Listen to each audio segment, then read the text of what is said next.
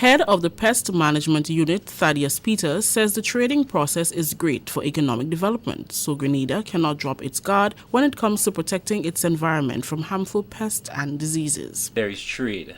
People move products, they move agricultural products, and they move different articles.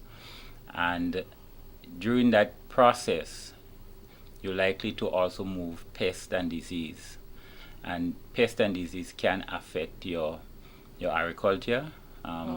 This is our main concern. And they can be invasives among them that can affect your environment, your aesthetics, and so on. So it's also it's a critical area. It's always like the first line of defense in pest and disease management. Peters encouraged individuals to use the proper channels to obtain their permits to import goods. He says following the application, a risk analysis must be conducted, a process that can take 3 to 5 days. You make an application through the Ministry of Agriculture, to the Permanent Secretary's office, for a permit to import the plant product, including seeds, right?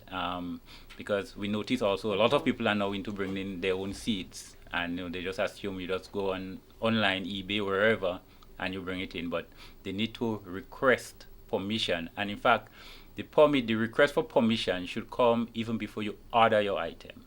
And that's very critical. How long does it take to go through? Okay, there are two parts. I'll get to that. What happens, the request comes to us from the Permanent Secretary's office.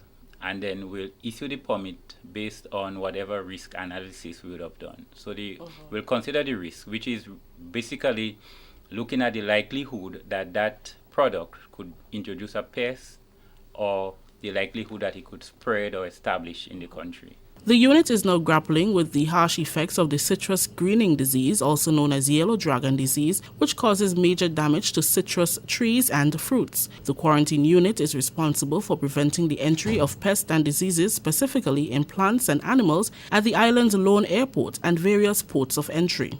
Quarantine officers are deployed at various stations daily to conduct searches to ensure that visitors and importers are complying with the rules of the ministry and to ensure that pests and diseases are not brought into the country.